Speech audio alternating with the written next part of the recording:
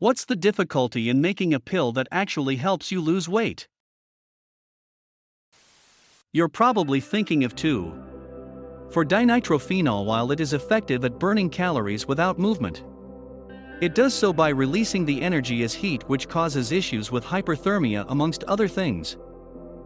Rather than a drug which increases metabolism or decreases appetite, could you not instead somehow retard digestion or calorie absorption such that a proportion of the calories you eat comes straight out as a massive S instead of heat? That way you'd still feel hungry as normal, still be able to eat as normal, and your body would burn the calories it does absorb as normal. You just pass much of the calories straight through without absorbing them. EDIT, or something that simply slows down digestion, so you eat less because you feel full for longer.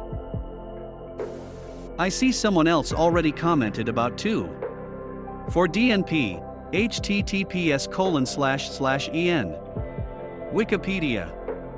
org/wiki/2,4-dinitrophenol. That's off the market because it can easily kill you. But if you can figure out how to make it safe, you'll probably get a Nobel Prize for it. Because someone already gave the fun answer. I'll follow with my more boring one. Part of the main difficulty in losing weight is curbing appetite.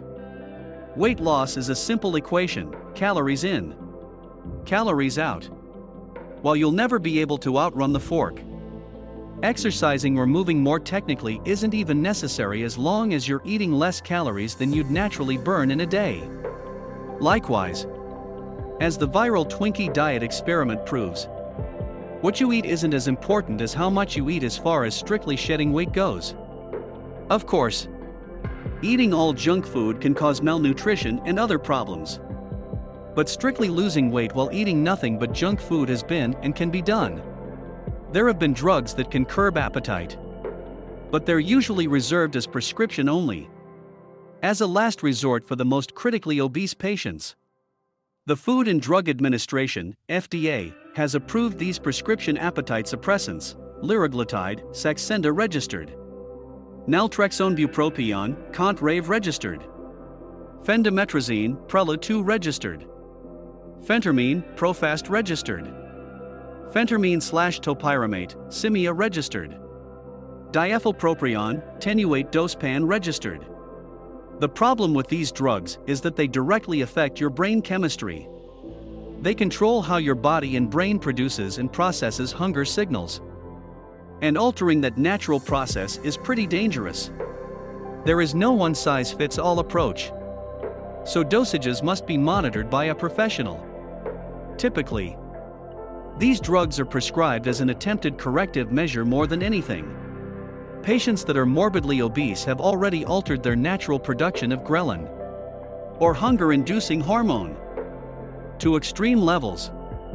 And so prescribing an appetite suppressant is a last-ditch effort to block the brain from processing those hunger-inducing signals and bring ghrelin production back down to normal levels. They are not guaranteed to work long-term, as there are many ways they can easily fail. The patient can build up a tolerance to the drug, eat out of habit, social construct, or boredom, eat oversized portions when they do feel hungry, or any number of other reasons that would ultimately cause the drug to be ineffective as far as inducing or maintaining weight loss goes. If that happens, going off the drug can actually make the initial problem worse, because the brain will no longer be shielded from the overload of extra ghrelin that the patient is now producing to counteract the effects of the drug. The lab I used to work in is doing research on how to convert white adipocytes into brown adipocytes, which would ultimately increase the rate at which your body metabolizes glucose and fatty acids. We found that brown adipose tissue actually metabolizes glucose faster than any other tissue in the body, which is pretty neat. Conversion of white adipose to brown adipose, a process called beiging, occurs in our bodies in response to beta-adrenergic stimulation following prolonged cold exposure, and a few other ways too. And we've identified several receptors responsible for the conversion. If this could be harnessed into pill form, it could be a powerful therapy for DM2. NAFLD. and other metabolic diseases. I live in a cold climate. If I spent more time outside, would my body start beiging? Yep. Some of the original experiments done were by placing people in cold rooms, 4 degrees Celsius if I remember correctly, and then giving a radio-labeled glucose molecule to them, which allowed the researchers to visualize increases in glucose metabolism in areas of the body known to contain brown fat through PET scan. It was found that being exposed to cold temperatures increases brown adipose activity and increases beiging. Being in a cold climate for a prolonged period of time thus would likely increase BAT activity. The purpose of BAT in the body is to perform non-shivering thermogenesis, which means it's a way for your body to generate heat without shivering. Hence why cold exposure increases its activity. Keep in mind though that you have to feel cold for the activity to increase. If you have 5 layers on under a big jacket and your body is nice and warm all the time, you might not get this same response. For how long do you need to be exposed to cold each day? Is the effect permanent, or does it get reversed later if you stop being exposed to cold for too long? By the way, happens naturally with cold water swimmers. Or at least so I read a good 20 years or so ago. I did my PhD thesis on appetite regulation. There are multiple targets in the regulation of appetite hormones. But because of the annoying/beautiful complexity of the whole system, there is often compensation when one specific thing is targeted. Or, like some drugs that have been tested, your gut transit is slowed too much and you projectile vomit, which is one way to lose weight. I guess grinning, squinting face. I learned this chatting in a shared lunchroom at a large research university I used to work at. My department, Mood Disorders Research, shared common space with the weight and eating disorders researchers. One day, as I was heating my lunch, I was picking the brain of one of the obesity researchers, and she explained that one of the things that makes researching obesity so interesting is that every time scientists manipulate one hormone, the body compensates with other hormones, and it's really good at doing so. That blew my mind. Very interesting stuff. So I'm not a biochemist, but I am an anatomist and spend a lot of time with cadavers. Most of the bodies I'm working with are over 80 years. An observation I've made is that bodies that are thin with no muscle are horribly unhealthy, with many random issues in many different organs. Similarly to bodies that are fat with no muscle.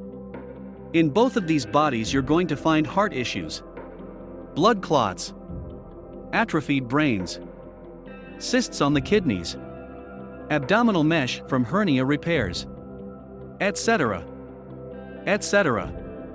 Very muscular bodies, with fat or no fat, are more likely to have one specific cause of death, a cancer mass somewhere or a brain bleed. There are only so many cause of deaths that allow a body to be in a cadaver program, but otherwise often there are very healthy organs. My unscientific takeaway/gut feeling is that muscle is more important to health than lack of fat. It would be interesting to work out a study based on this, but I'm not sure how you could set it up. Uncouplers essentially let H+ ions leak back through membranes and thereby not allow them to produce ATP, so you have to eat more to get the same ATP. This is why they are good weight loss drugs. You eat the same, but lose weight doing the same metabolic functions. However, there's one organ that really does not like being inefficient. Yes, the heart. Don't deprive your heart muscle of ATP. It cannot rest. Reference to uncouplers? The cellular machinery that creates ATP is almost a direct analog to a hydroelectric dam. Hydrogen ions, H+, basically just a proton, are stored in a high concentration behind a membrane like water behind a dam. They are allowed to trickle through a channel, and the force of them falling down that gradient turns a turbine-like enzyme called ATP synthase, which does the work of cramming another phosphate group onto adenosine diphosphate, ADP, to create adenosine triphosphate, ATP. Forcing that extra phosphate group on stores some potential chemical energy in the molecule. So ADP-ATP creates a little unit of potential energy to be spent elsewhere in the cell. When we say 4-DNP is an uncoupler. It uncouples the water falling and the turbine spinning. It is a protonophore. It allows extra protons to pass through the membrane without applying force to the ATP synthase turbine. Some protons still leak through the turbine and create ATP. So your cells don't die immediately. But it takes work in the first place to store all of those H+ behind a membrane. And now your cells are getting much less ATP output compared to proton transport work input. Your metabolism is now working overtime for no extra pay, and you start to shed weight. The problem is that those extra protons are still falling down a big concentration gradient, instead of turning the turbine. That potential energy is converted into unusable waste heat. Your body starts to overheat big time. Fun fact, many hibernating animals, bears, have a special type of brown fat that contains an enzyme called thermogenin, which is another protonophore like 4-DNP. An animal hibernating in winter doesn't need as much ATP because they aren't as active. But they do need heat. Thermogenin allows the animal to burn fat for warmth. Long story short, side effects. There's a lot of possibilities, but they all have potentially awful unintended outcomes. Increase metabolism? You run hot enough to kill you if you eat too much. And start breaking down your own guts if you eat too little. You'd be either hangry or unconscious. Pretty much all the time. Decrease uptake? Increase waste, both in the amount you try and fail to consume, as well as the cost of making that food. Plus malnutrition. If your body can't absorb just the right ingredients, your body would also freak out. And you would be very sick. Turn off the hungry? Complexity. Because turning off just hunger is a little like trying to turn off just the yellow warning lights on all the street lights in town, and like those drivers, you can count on all sorts of systems going haywire. Tinkering with it requires taking the whole system apart. And we have laws preventing doing that to living people. Surgery/implants? Last-ditch approach. Because it ruins the body and the way digestion systems normally function. Think of it like trying to prevent your computer from overheating by taking out the graphics card. Sure. Mission accomplished. But now you basically own a very expensive brick with fans on. There are workarounds, but you're still stuck with lifelong maintenance drama. In conclusion, we evolved for a feast or famine. Semi-nomadic. Small tribe ecology. Then we decided that it kinda sucked. Tried an agricultural, sedentary lifestyle. Now we're living in our new ecological niche with all the old hardware from the previous one. Like someone trying to turn an M1 Abrams into a Roomba. It's going to take a lot of adapting. The root problem is that trying to make someone lose weight is trying to undermine literally the concept most essential to life: acquire energy. All life is built with the goal of acquiring energy, and making babies that acquire energy. Humans really want to gain weight. We're fighting against billions of years of evolution. From mitochondrial Eve onwards. There's feedback loops, backup systems, redundancy, psychological drives, etc. All trying to make sure you gain weight. So there isn't likely to be a single chemical that just makes you lose weight, no matter how hard we look. Any more than real-life warships have a giant self-destruct button. This right here. Readily available. Super calorie-dense food is something that has only become commonplace in the last century. Obesity rates have skyrocketed together with this development. For the vast majority of humanity's existence, most people couldn't be certain when/if they would eat next. It makes a lot of sense for your body to almost always be ready to consume more calories. I'd argue it's more precisely the development of hyper-palatable foods engineered to maximize shareholder value without regard for consumer health, along with manipulative communications to market these foods as healthy and happy. There are multiple niche dietary approaches that do not require intentional caloric restriction to work. This suggests it's not just the availability of excess calories, but their specific form. If when you were taught about DNP and other ATP/H+ uncouplers, you weren't taught that it will also literally cook you alive, your teacher messed up. The reason uncouplers aren't a great idea is that they essentially prevent the ATPase in the mitochondrial membrane from having an H+ gradient to churn out ATP, remember. It needs that gradient to drive its enzymatic activity.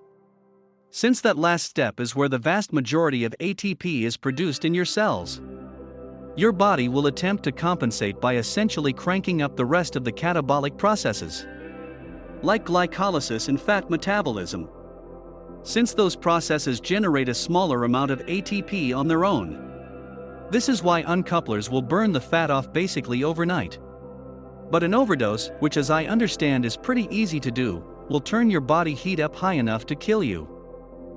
That's so wonderfully horrific that it sounds like a great way to poison someone in a murder mystery.